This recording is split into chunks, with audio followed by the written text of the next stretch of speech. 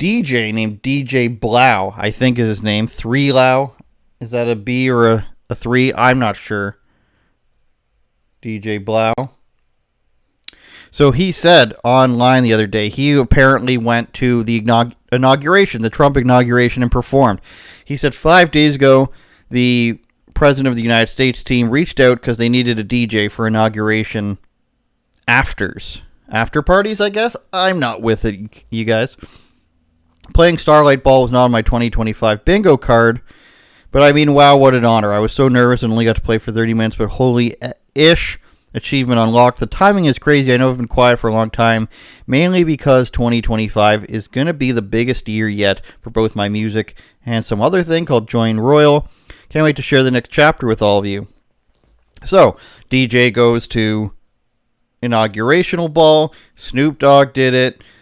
Nelly did it. All these rappers did it. Not a big deal, right? Except for the fact that, people like Snoop Dogg might have flip-flopped a little bit. But we're recognizing that people can come towards the light, or besides that, they might just be soulless vessels. Now, how this links to Canada is DeadMaus, which is a DJ from the mid-2000s, early 2000s, who wears mouse ears, and he's very popular and successful. He has something to chime in from, and reminder that he's Canadian, he's from Toronto.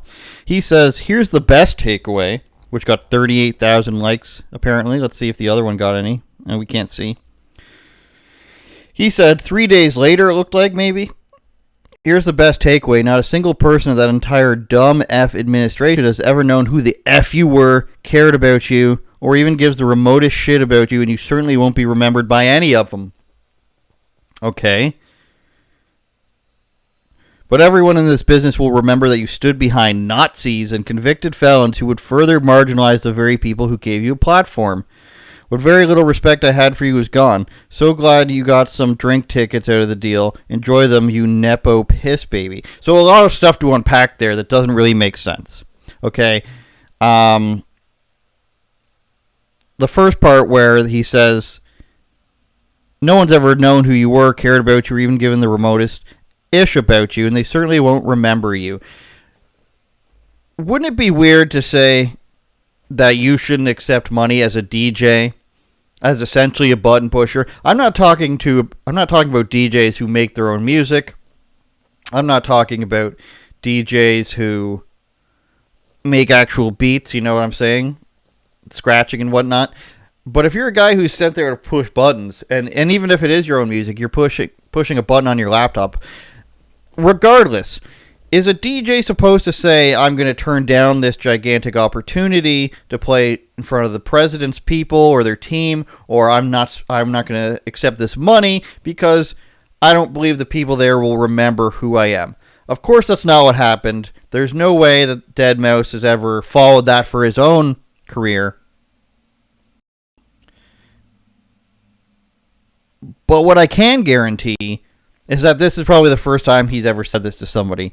Then he says, but everyone in this business will remember that you stood behind Nazis and convicted felons who would rather marginalize the very people who gave you a platform. That's a strange statement, because when you talk about, the 60% of the country, can we safely say, voted for Trump? When you're talking about 60% of the country and saying, your country's run by Nazis, it just so happens that, they're running the country like Republicans, it's really a weird thing to say, especially for a guy from Canada. A guy from Canada saying that over half of the country of the United States is Nazis. It's a very easy thing to say, and I'm not sure that when you are a cajillionaire who is known in Canada for driving around in obnoxious, sports cars and everything, which DeadMaus is known for. He's known for being flagrant with his money and making grandiose appearances. It's very easy for you to go and say, more than half of this country, where I've probably made the majority of my money, are Nazis. Because the Canadian market can only get you so far. Obviously, you have to go around the world to make lots of money, and he's probably made a ton of money in the United States, and he's saying,